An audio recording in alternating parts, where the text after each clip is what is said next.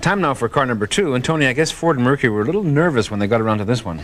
Well, with such a hot seller, they were bound to be a little bit conservative, Ted. Yeah, well, this is one of those cars, they don't want to mess with it too much, but they have to do something. Well, that's right. It's not easy to replace a classic, and Ford's Taurus and Sable models have to be regarded as classic automobiles.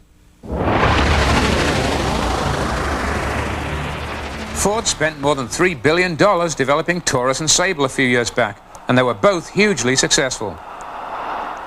There must have been a lot of brainstorming before replacements were decided upon, and our new Sable LS shows that Ford sensibly opted for evolutionary styling changes. Few people will notice the difference between this car and its 1991 equivalent, but it's almost entirely fresh. Most body panels have been changed, but thankfully it still looks a lot like the old car. The Sable has a very slippery shape with flush window glass, blended in full-width headlights and rounded corners everywhere.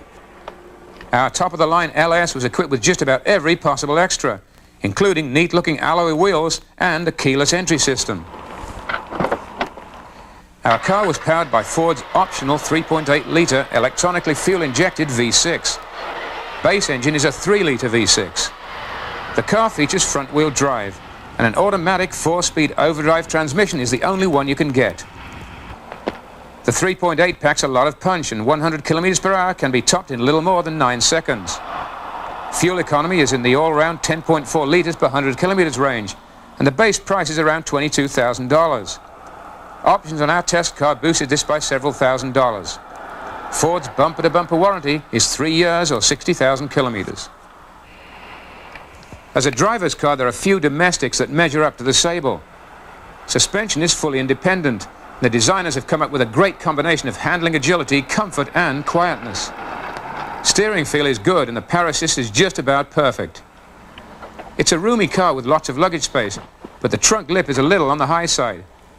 I wasn't happy with our car's dreary monotone interior and found it just a bit too much. Interior highlight is a new dash, and this is very attractive and practical, a nice piece of sculpture in fact. Our car had digital instruments, which I don't mind in this class of vehicle.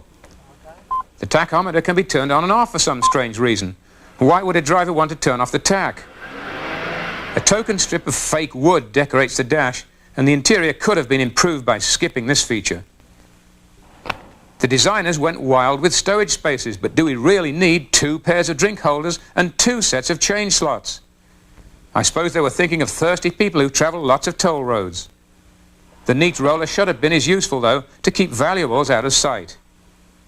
Front seats are wide and comfortable, and both have power lumbar adjustment, great for those with back problems.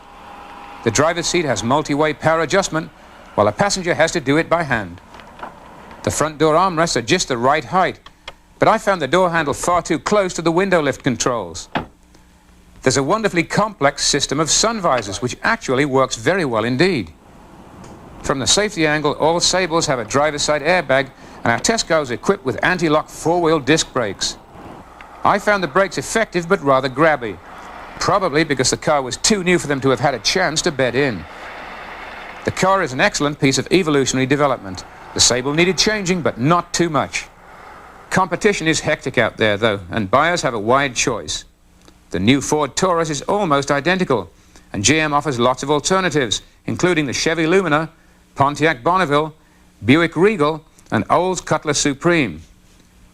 Chrysler has its Dodge Monaco and Spirit models in addition to the New Yorker. Imports include the Toyota Camry, Honda Accord, Nissan Stanza, and Subaru Legacy. There's also the Volkswagen Passat and the BMW 318i. Well, there's not too much wrong with this one, Ted, and I give it a driving dollar value of 7/8 of a tank. I think you're being generous here. First of all, I want to take issue with you. This car is not a classic. It's an interesting car, and when they spent almost $4 billion on it way back in the 80s, early 80s, it was fine. I'm glad they did it because it's basically revolutionized car styling in North America, but a classic it ain't. One thing about this car that I really hated was that numbered door locks. That is the most useless gadget I think I've ever seen. Ford uses it on their other models too. Do you ever? I mean, no one ever uses it. No, this is an option. It probably comes with a bag full of other options. Let me just go back to the classic thing here.